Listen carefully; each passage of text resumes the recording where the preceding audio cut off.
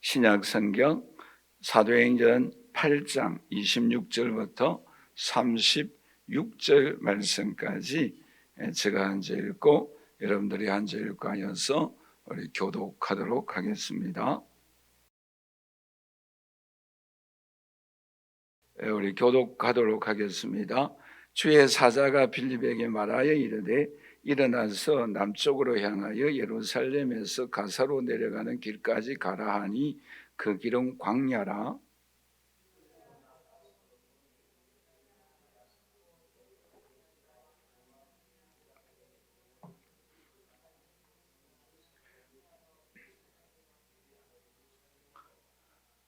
돌아가는데 수레를 타고 선지자 이사야의 글을 읽더라.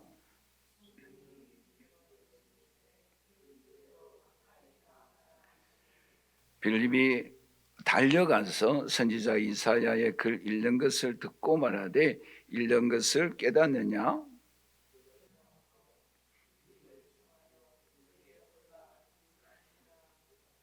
읽는 성경 구절은 이것이니 일러서되 그가 도살 자에게로 가는 양과 같이 끌려갔고 틀 깎는 자 앞에 있는 어린 양이 조용함과 같이 그의 입을 열지 아니하였도다.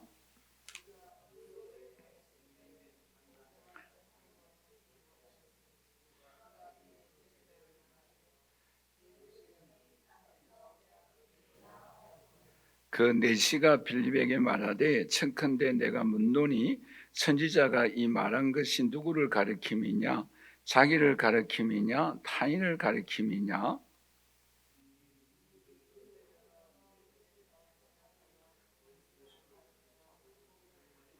함께 읽겠습니다. 길 가다가 물 있는 곳에 이르러 그 내시가 말하되 보라 물이 있으니 내가 세례를 받음에 무슨 그리낌이 있느냐? 아멘. 여러분, 오늘 본 말씀을 읽으면 저는 두 가지 큰 궁금증이 있어요. 여러분들은 오늘 본 말씀을 읽을 때에 아무런 궁금증이 없습니까? 두 가지 큰 궁금한 점이 무엇인가 하면은 왜 에디오피아에서 예루살렘까지 예배를 드리러 왔을까라는 점이에요. 여러분, 이 예루살렘에서 에디오피아까지 거리가 얼마만 하는가 하면은 3,000km이에요. 그러니까 수레를 타고 가면은 최소한 3개월 이상 걸립니다. 그러니까 여기서 부산에서 서울까지 거리가 약 400km로 계산한다고 한다면 왕복학 3번하고도 한 번 가야 하는 거리예요. 그러니까 왕복을 하면은 1년에 반이 날아가는 거지요. 그러니까 6개월을 가야 합니다. 그리고 이 내시 재무부 장관이니까 수행원들이 약 70여 명 정도 됩니다. 그것도 광야 길이에요. 얼마나 험준한 길입니까? 언제 어디서 어떤 일들이 일어날지 모르는 그런 광야 길이에요. 어떤 면에서는 굉장히 흡이라고 생각 안 들어요? 또 하나 의문점이 뭔가 하면은 이 사람이 길을 갈 때에 또 왜 이사야를 하필 읽고 있을까라는 점이에요. 물론 이제 이때는 우리처럼 이렇게 인쇄된 성경이 없었고 가죽 그걸로 된 글이잖아요. 그러니까 그거 이사야 같으면 굉장히 분량이 엄청나거든요. 근데 구약 성경이 66권인데 39권인데 그 39권 중에서 왜 하필 이사야를 읽고 있을까라는 점이에요. 저는 이 두 가지 큰 의문점을 품고 이 본 말씀을 생각하기를 시작했어요. 그 점에 대해서는 좀 나중에 설명을 드리기도 하고, 그러한 두 가지 큰 궁금증 속에서 이 내시가 그렇죠, 에디오피아에서 예루살렘을 예배 드리고 가다가 어떤 하나님의 은총을 받게 되어지는가? 하나가 뭔가 하면은 빌립 집사님을 만나게 되어집니다. 그리고 이 부분에 대해서는 지난 주일날 말씀을 드린 바가 있죠. 그러니까 하나님께서 아무도 관심이 없는 이 에디오피아 넷이 재무부 장관에게 하나님은 빌립 집사님을 광야에서 만나서 기적적으로 하나님의 은총과 도우심을 힘있게 되어집니다. 뿐만 아니라 이 빌립 집사님을 만남으로 인하여 그가 궁금한 점들이 다 해소가 되어져요. 그리고 예수님을 구주로 고백을 하고 세례를 받게 되어집니다. 더 나아가서 오늘 본 말씀이 어떻게 말씀을 하고 있는가 하면은 34절에서 35절에 우리 다 같이 한번 읽어보도록 할까요? 그 내시가 빌립에게 말하되 청컨대 내가 묻노니 선지자가 이 말한 것이 누구를 가르킴이냐, 자기를 가르킴이냐, 타인을 가르킴이냐. 빌립이 입을 열어 이 글에서 시작하여 예수를 가르쳐 복음을 전하였다. 그러니까 예수 그리스도를 만났어요. 그리고 더 나아가서 오늘 본 말씀에 38절 39절에 계속해서 우리 한번 읽어보도록 하십시다. 이에 명하여 수레를 멈추고 빌립과 내시가 둘 다 물에 내려가 빌립이 세례를 베풀고 둘이 물에서 올라올 새 주의 영이 빌립을 이끌어간지라 내시는 기쁘게 길을 가므로 그를 다시 보지 못하니라 라고 말씀을 하고 있습니다. 그러니까 여기서 그렇죠, 이 빌립을 만남으로 인해서 예수 그리스도를 구주로 고백을 합니다. 더 나아가서 세례를 받습니다. 그리고 기쁘게, 여기 우리 한글 성경에는 안 나와 있는데 혼연이라는 단어가 있어요. 혼연이라는 단어는 어떤 의미인가 하면 새로운 기쁨으로 감격하여서 돌아갔다라는 그런 내용의 말씀입니다. 오늘 이 자리에 함께 예배드리는 저와 우리 사랑하는 성도 여러분, 오늘 저와 여러분들도 오늘 이 본 말씀 속에 이 내시가 예배를 드리기를 너무너무 사모했어요. 3,000km, 왕복 6,000km잖아요. 그 6,000km를 광래하면서 예배 드리기를 사모하였듯이 오늘 저와 여러분들도 하나님께 예배 드리기를 사모하는 저와 여러분들이 되시기를 주님의 이름으로 간절히 축원합니다.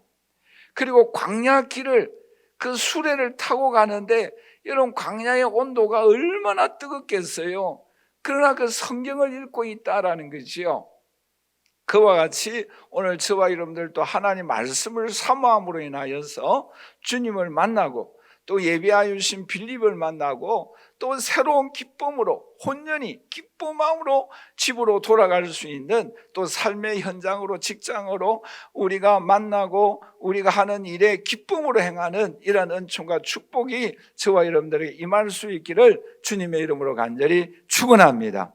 자, 그러면 오늘 이 본 말씀을 통해서 우리가 두 가지 큰 교훈을 함께 살펴보도록 하겠습니다.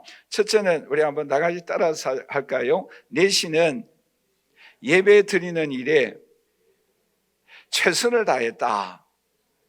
여러분 조금 전에도 말씀을 드린 바와 같이 여러분 왕복 6,000km를 최소한 6개월 이상 걸리는 그 거리에 무엇하기 위하여 올라오고 있습니까? 예배 드리기 위한 거예요. 여러분 어쩌면 낭비이고 흡이지 않습니까?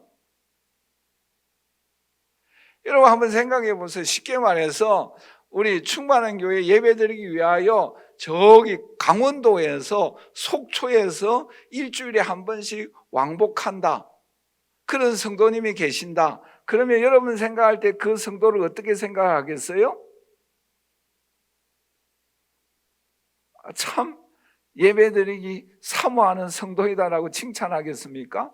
아니면은 그 부근에도 교회가 너무 많이 있는데 그 부근에 가서 예배드리지 왜 하필 충만한 교회까지 와갖고 예배를 드리는가, 그런 생각하지 않겠어요?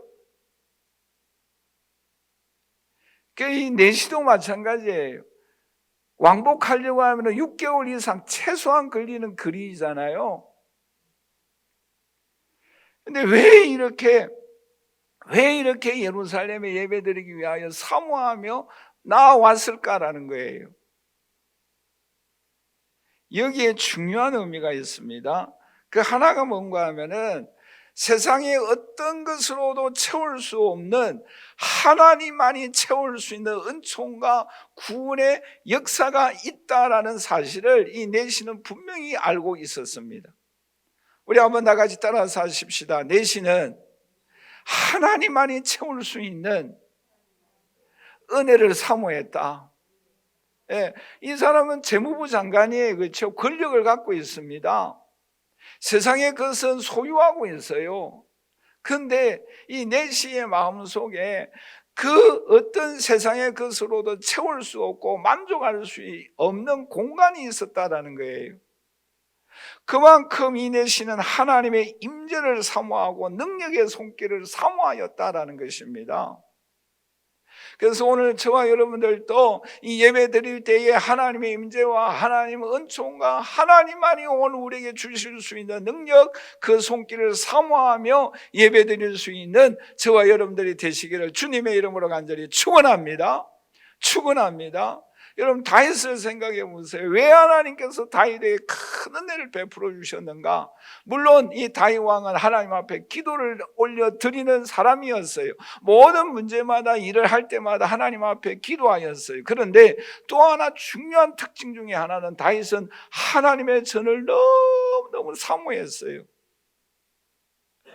여러분, 시편 84편을 한번 집에 가서 한번 읽어보세요. 그 시편 84편 속에 이 다윗이 하나님의 전을 얼마나 사모하고 하나님 앞에 예배드린 것을 얼마나 그리워하였는지를 그 시편 84편 속에 다 나와 있어요. 여러분, 시편 84편 1절 말씀에 만군의 여호와여 주의 장막이 어찌 그리 사랑스러운지요라고 고백하고 있습니다. 주의 장막이 어찌 그리 사랑스러운가? 내 영혼이 여호와의 궁전을 사모하여 새약함이여 내 마음과 육체가 살아계신 하나님께 부르짖는다라고 고백하고 있습니다. 그리고 시편 84편 10절 말씀에 주의 궁전에서의 한날이 다른 곳의 첫날보다 더 낫다라고 고백하고 있습니다. 여러분, 다윗은 하나님의 전을 하나님 앞에 예배드리는 것을 너무너무 사모했어요.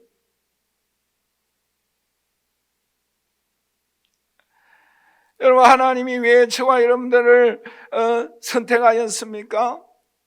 왜 이스라엘 백성들을 애굽에서 구원하여 주셨습니까? 출애굽기 5장 3절에 이렇게 말씀을 하고 있습니다. 우리 한번 다 같이 읽어보도록 할까요? 그들이 이르되 히브리인의 하나님이 우리에게 나타나셨은즉 우리가 광야로 사흘 길쯤 가서 우리 하나님 여호와께 제사를 드리려 하오니 가도록 허락하소서라고 말씀을 하고 있습니다. 왜 우리들을 하나님께서 구원하여 주셨습니까? 우리가 하나님 앞에 예배 드리기 위하여 하나님이 우리를 구원하여 주셨다라고 말씀하고 있습니다. 그러므로 오늘 저와 여러분들은 이 하나님 앞에 예배 드리는 시간, 하나님 앞에 예배 드리는 이 시간이 얼마나 소중하고 귀중한가라는 것을 우리의 머릿속에, 우리의 가슴속에 깊이 새겨야 합니다. 여러분, 초대교회를 우리가 지금 살펴보고 있지 않습니까? 사도행전 2장 1절에서 2절 말씀을 우리 한번 다 같이 읽어보도록 할까요? 오순절 날이 이미 이름에 그들이 다 같이 한 곳에 모였더니 홀련히 하늘로부터 급하고 강한 바람 같은 소리가 있어 그들이 앉은 온 집에 가득하였다라고 말씀하고 있지 않습니까? 여러분, 오순절 마가다락방에 성령이 임한 것도 한 곳에 모여서 예배 드릴 때에 임하였어요.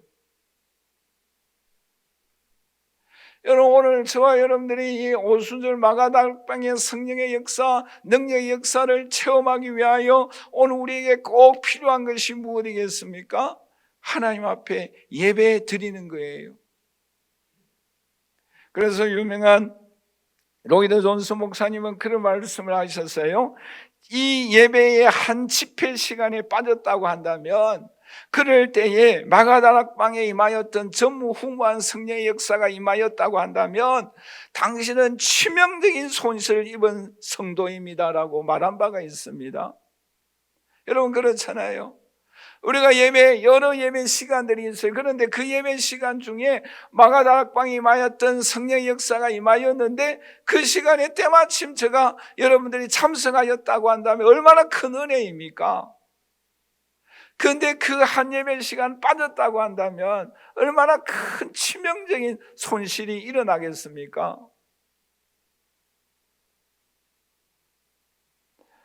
여러분, 앞서간 신앙의 선배들을 한번 생각해 보세요. 앞서간 신앙의 선배들이 하나님의 은총과 하나님의 축복과 하나님의 뜻을 이룩하였던 사람들의 삶을 한번 생각해 보세요. 그런 다 한결같은 공통점이 있습니다. 그 공통점이 무엇인가 하면은 우리 한번 다 같이 따라서 하십시다. 하나님 앞에 예배 드리는데 최선을 다하였다. 여러분, 아브라함을 생각해 보세요. 창세기 12장 7절에 이렇게 말씀하고 있잖아요. 여호와께서 아브라함에게 나타나 이르시되 내가 이 땅을 내 자손에게 주리라 하신지라. 자기에게 나타나신 여호와께 그가 그곳에서 무엇을 쌓고 예배를 드렸다라고 말씀하고 있습니다. 아브라함은 가는 곳곳마다 하나님 앞에 예배 드렸어요.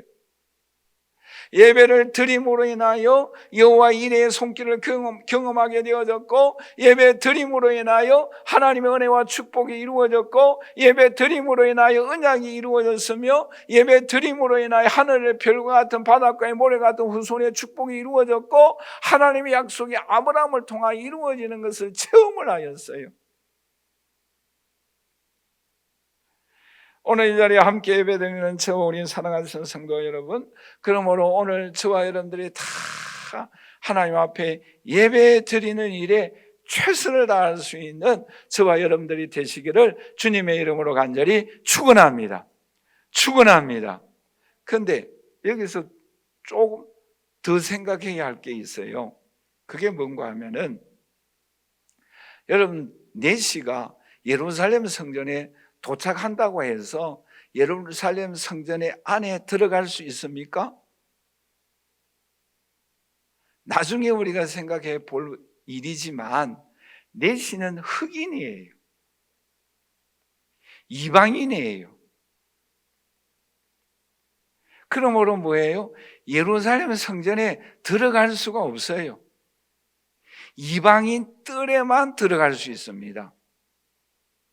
그리고 내시는 그 당시에 이 에티오피아 왕이 실제적인 권력자는 여왕이에요. 여왕이 통치하기 때문에 그 장관들은 다 뭐를 해야 되는가 하면, 남자들은 거세를 다 해야 합니다. 거세하는 거 아시잖아요, 그렇죠? 거세자는 또 여호와의 전에 들어가지가 못해요.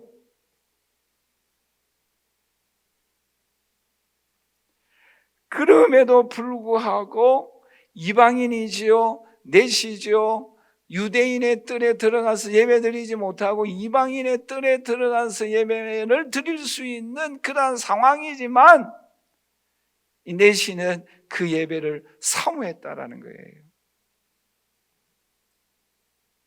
말하자면은 그 부스러기 은총도 사모했다라는 거예요. 부스러기 하나님의 은총과 능력과 권능의 손길을 사모했다라는 거예요.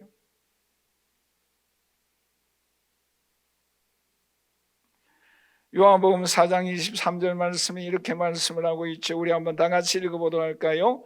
아버지께 참되게 예배하는 자들은 영과 진리로 예배할 때가 오나니 곧 이때라. 아버지께서는 자기에게 이렇게 예배하는 자들을 찾으시느니라.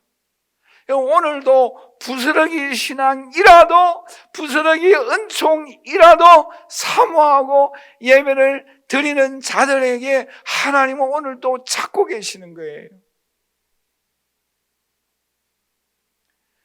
여러분, 헨리 나우에는 이런 말을 했어요. 하나님의 리듬에 춤을 추는 사람이 되라. 여러분, 하나님의 은총을 사모하는 그 리듬에 춤을 같이 리듬에 맞추어서 춤을 추는 사람이 되라라는 거예요. 하나님의 예배 시간에 은혜를 사모하는 마음으로 예배 드리는 그 리듬에 같이 동력을 하라라는 거예요.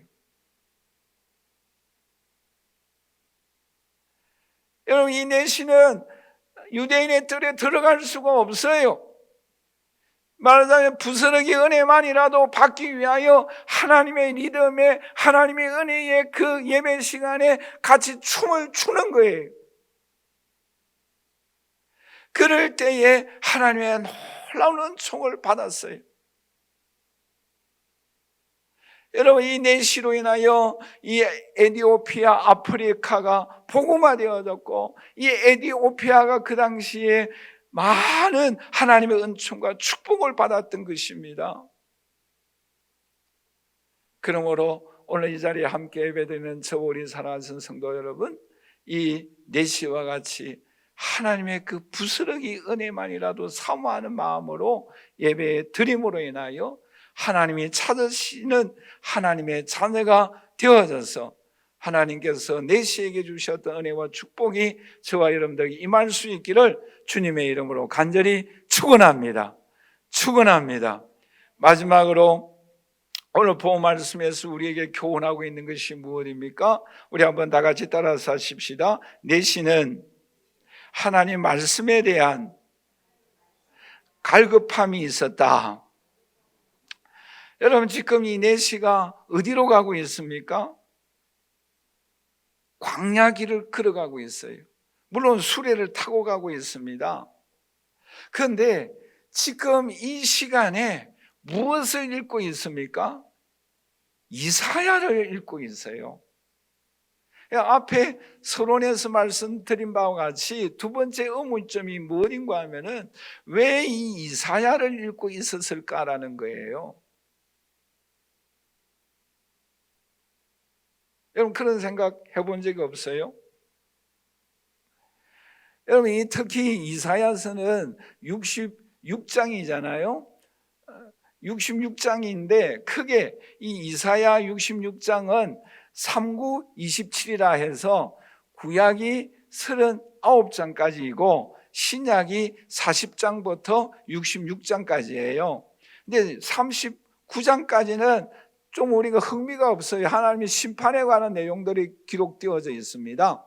그런데 40장부터 66장까지는 오실 메시아, 영광스러운 구원의 약속에 관한 내용의 말씀이 기록되어져 있습니다.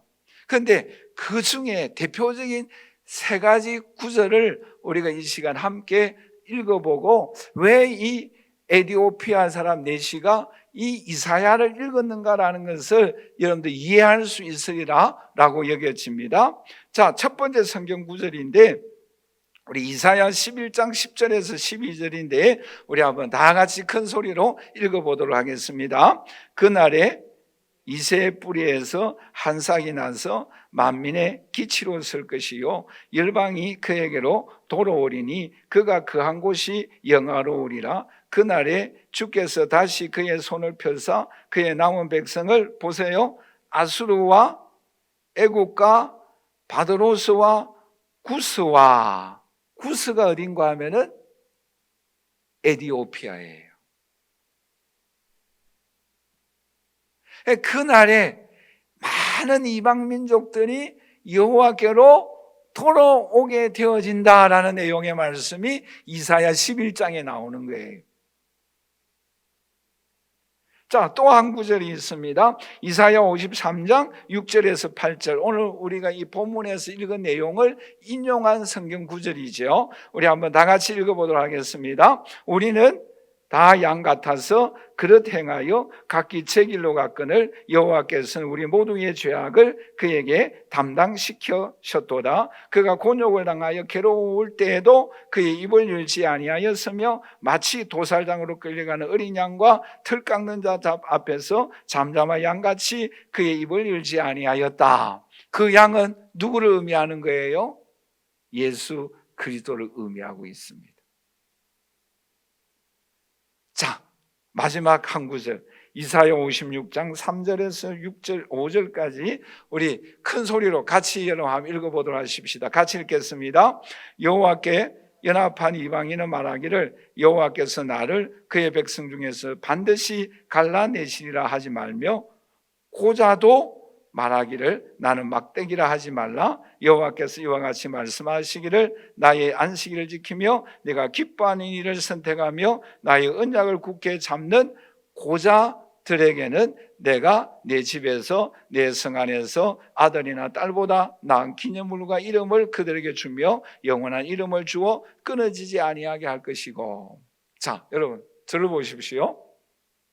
여러분 별로 놀라운 표정이 전혀 없는데 여러분, 이 세 구절에서 누구에게 해당되어지는 말씀이 나옵니까? 에디오피아 사람 네시라는 이 사람에게 해당되어지는 말씀이 그대로 나오고 있어요. 첫째는 뭐라고요? 구스. 구스가 어디예요? 에디오피아, 서바 여왕, 같은 나라 사람들이에요. 그 날이 되어지면 뭐예요? 예수님이 오시면 그 이방인들도 뭐입니까? 하나님의 백성이 되어진다라는 거예요. 그 날이 되어지면은 예수 그리스도가 오시면 이방인이든지 유대인이든지 남자든지 여자이든지 차별이 없는 복음이다라는 거예요. 그것이 에디오피아 사람 네시가 궁금하였던 거예요. 그날은 언제 오는가라는 거예요. 그것이 궁금했다라는 거예요. 그래서 그 당시에는 고대 사회에는 성경을 어떻게 읽는다고요? 큰 소리로 한 대표가 읽으면 주위에 있는 사람들이 다 듣는 거예요. 빌립이 그 소리를 들었던 거예요. 그 날이 언제 올 것인가라는 거예요. 그러니까 성경에 대해서 이 에디오피아 내시는 궁금증이 항상 있었던 거예요. 그 날은 언제 올 것인가? 또 하나가 뭐라고요? 어린 양은 누구이신가라는 거예요. 그 어린 양은 이사야 선지자인가 아니면 에스겔 선지자인가, 그건 누구인가라는 거예요. 그 양 대신 예수 그리스도 그 복음을 빌립을 통해서 들었을 때에 얼마나 감격스럽겠어요. 그날이 벌써 왔다라는 거예요. 예수 그리스도는 이미 십자가에서 죽으시고 부활하셨다라는 거예요. 그 복음, 그 예수 그리스도에 관한 내용의 말씀을 들었을 때에 빌립은 너무너무 감격스러웠던 거예요. 그 내시는 마음속에 기쁨을 감당할 수 없어서 그 예수 그리스도 나의 구주입니다라고 고백하고 세례를 받으며 내가 부끄럽지 아니합니다. 빌립 선생이요, 나에게 세례를 베풀어 주옵소서.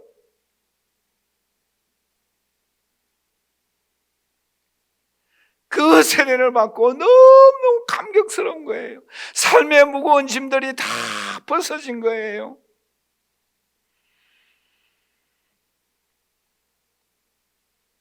뿐만 아니라 고자들에게도 라고 말씀을 하고 있잖아요.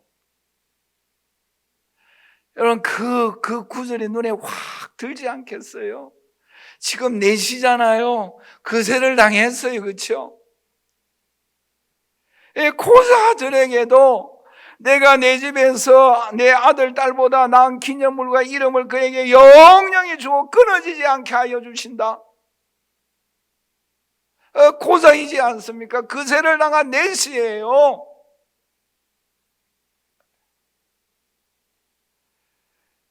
여러분, 이 고자들에게도 복음은 차별이 없습니다.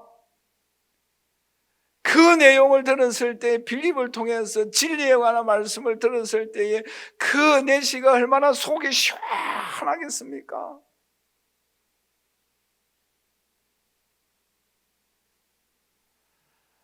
여러분, 죄인에게도 남자에게도 여자에게도 어린아이부터 나이가 연세가 지긋한 사람에게도 내 신체가 어떤 상황이든지 간에 복음에는 차별이 없는 줄 믿습니다. 예수 그리스도를 믿으면 죄로부터 자유함을 누리게 되는 줄 믿습니다. 예수 그리스도 안에는 영원한 천국이 있는 줄 믿습니다.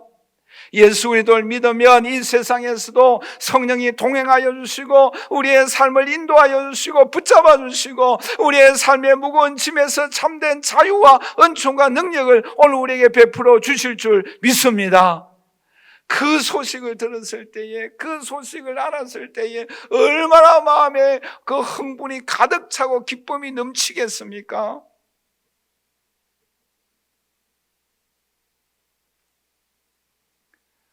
여러분, 이 기쁨은 누가 주겠습니까? 하나님만이 오늘 우리에게 주십니다.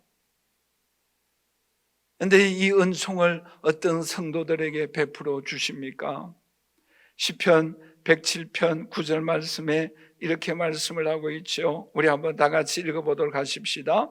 그가 사모하는 영혼에게 만족을 주시며 줄인 영혼에게 좋은 것으로 채워주심이로다. 여러분, 사모하는 영혼에게 만족을 주십니다.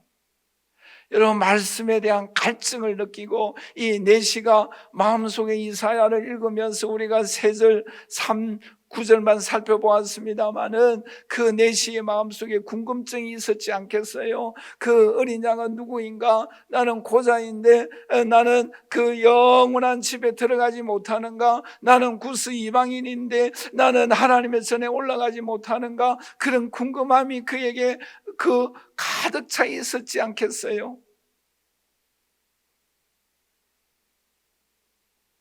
그러므로 그는 그 왕복 6,000km를 최소한 6개월 이상 걸리는 그 거리를 그 수행원 70여 명과 함께 사막길을 수레를 타고 지금 왕복하고 있지 않습니까?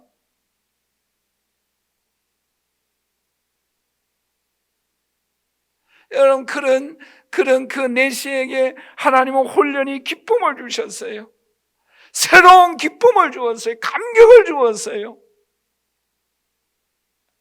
이제는 기쁨으로 길을 걸어갈 수가 있어요. 기쁨으로 재무부 장관의 직무를 수행할 수가 있어요. 삶의 현장에 나서 내가 주님을 만났다라고, 내가 주님 안에서 진정한 자유함을 누리고 내가 영원한 천국을 소망하며 살아간다라고 담대하게 외칠 수 있지 않겠어요?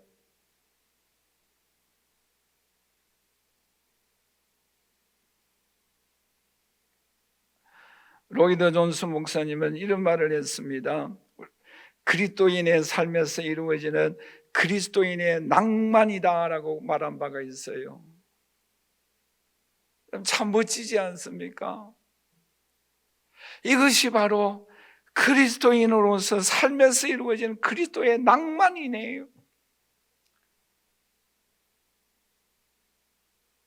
여러분, 이것이 우리의 삶의 기쁨이지 않습니까?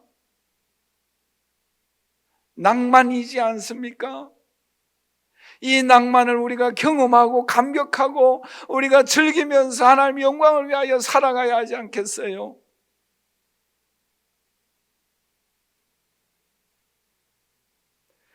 결론적으로 말씀을 맺겠습니다.